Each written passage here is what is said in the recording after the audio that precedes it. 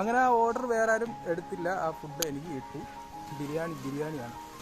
ഇന്നത്തെ ആദ്യത്തെ ഓർഡർ തന്നെ പണി കിട്ടിയെന്നാണ് തോന്നുന്നത്. കസ്റ്റമർ ഫോൺ വിളിച്ച് പക്ഷേ എടുത്തിട്ട് ഹലോ എന്ന് ചോദിക്കും, കട്ടാകും. 2 വട്ടം വിളിച്ച് ഹലോ എന്ന് ചോദിക്കും, കട്ടാകും. അങ്ങനെ ഞാൻ കസ്റ്റമർ കെയറിനെ കോൺടാക്ട് ചെയ്തു.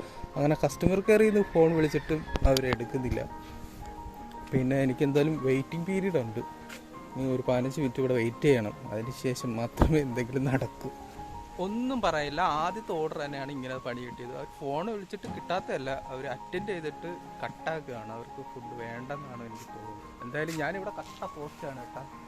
ഇനി ഏകദേശം ഒരു 10 മിനിറ്റ് കൂടെ ഇനി നിൽക്കണം. അതിനുശേഷം മാത്രമേ നമുക്ക് ഓർഡർ ക്യാൻസൽ ചെയ്യാൻ പറ്റും. അങ്ങനെ ഓർഡർ ക്യാൻസലായി.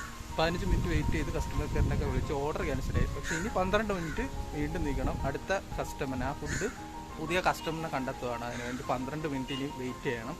ഇനി 12 മിനിറ്റും കൂടെ ഇവിടെ വെയിറ്റ് ചെയ്യട്ടെ. അങ്ങനെ ആ ഓർഡർ വേറെ ആരും എടുത്തില്ല. ആ ഫുഡ് എനിക്ക് കിട്ടി. ക്യാൻസലായി. ബിരിയാണിയാണ്.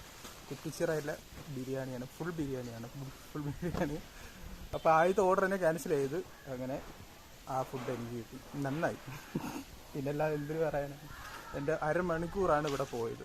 ഓക്കെ, ഇത് ക്യാൻസൽ ആവണമെങ്കിൽ ഇനി ഈ ഓർഡറും കൊണ്ട് ഇവർ പറയുന്ന സ്ഥലത്ത് വരെ പോകണം. ഒരു 4-5 കിലോമീറ്റർ. അവിടെ പോയിട്ട് വീണ്ടും ഫോട്ടോ എടുത്ത് അപ്ലോഡ് ചെയ്താൽ ക്യാൻസൽ ആവും. അതിനുവേണ്ടി പോട്ടെ. എന്തായാലും ക്യാൻസലായി. സാധനം എനിക്ക് കിട്ടി.